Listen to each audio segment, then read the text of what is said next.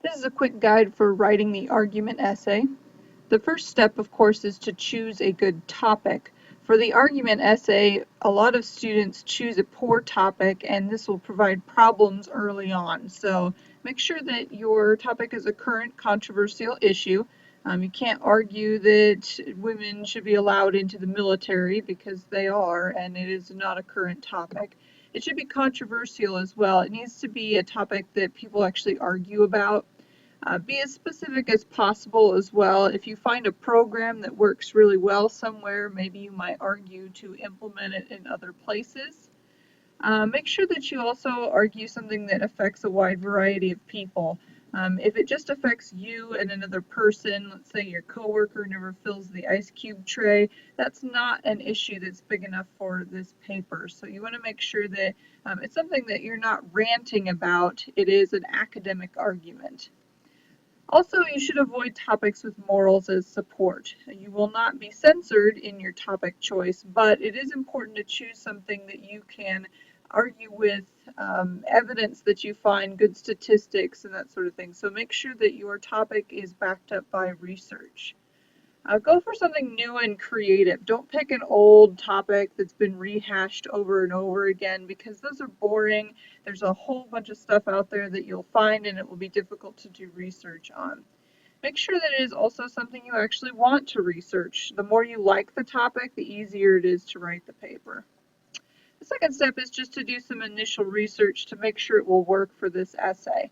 Start with a good research question, and there's plenty of good resources in your textbook. Look at just news articles and general database information to see what's out there, what sorts of opinions there are, if there are any solutions to the problem. Know what arguments and evidence are out there while you're doing this research, just to get a good feel for it. And then ask yourself, is this topic appropriate for a short essay, or is it more like a novel length? So global warming is novel length, but you might look at something very specific like reusable shopping bags that would be a more narrow topic. The third step is to outline. The first thing you want to make sure that you write is your thesis. Write a working thesis that takes a position on the issue. So, for example, Americans should use reusable shopping bags. If you're having trouble writing your thesis, this website right here will help you out. As you can see, it's a thesis builder website, and if you scroll to the bottom, there's a spot where you can fill in your information. Here's an example. I filled this out based on my topic of reusable shopping bags. All I did was fill in the information and then I can click Build Thesis.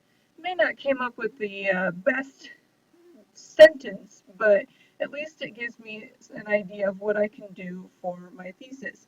So basically it shows me an even though statement. Even though counter argument, we should do this because of blank and blank.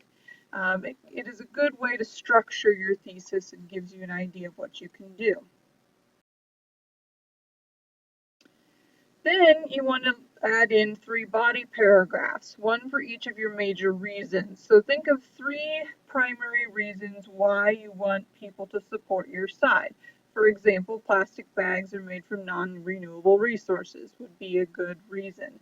So each of these would then end up being a body paragraph in the final draft. One of your paragraphs of your outline should be an opposing view.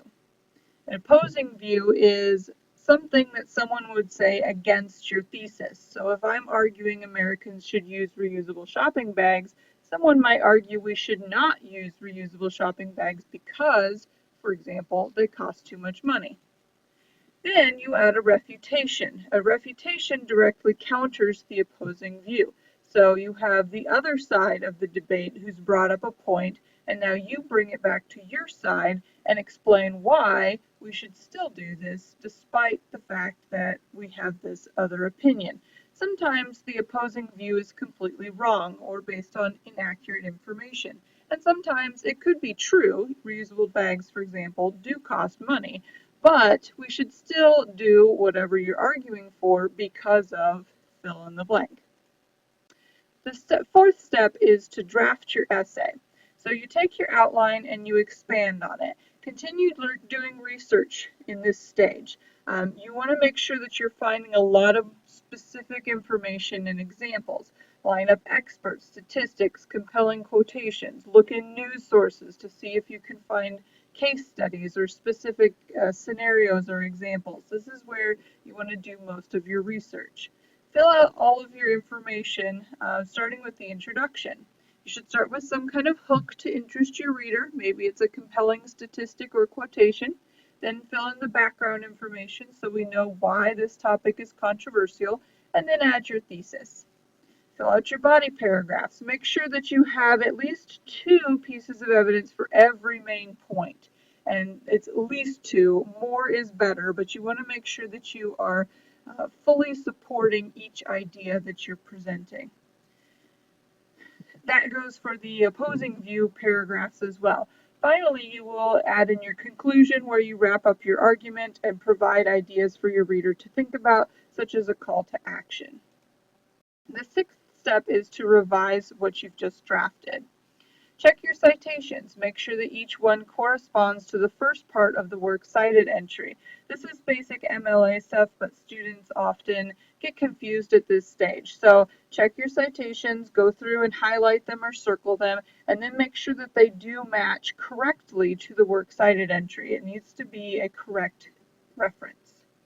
Check your transitions. Make sure that we understand when you are covering a main point and when you are covering an opposing view. A big mistake students often make is presenting all of views as the same. So when we get to the opposing view section, it's not clear that we're covering an opposing view. So you can write a transition such as, people who oppose this idea believe. Edit your word choice. Remove all first and second person, and make sure that your tone is formal and academic. We want to make sure you're removing first-person experience from this essay. This is a huge difference from the other essays we have written because first person is not appropriate for an academic argument that you're making. So we're trying to get you away from using primarily first-person experience to support your ideas. And of course, make sure that you're removing all those yous. Review your comments from previous essays to make sure that you're not making the same mistakes such as run-on sentences or comma errors. And then go through your essay and make sure that you have been specific. The big issue students often have with this essay in particular is not providing enough examples.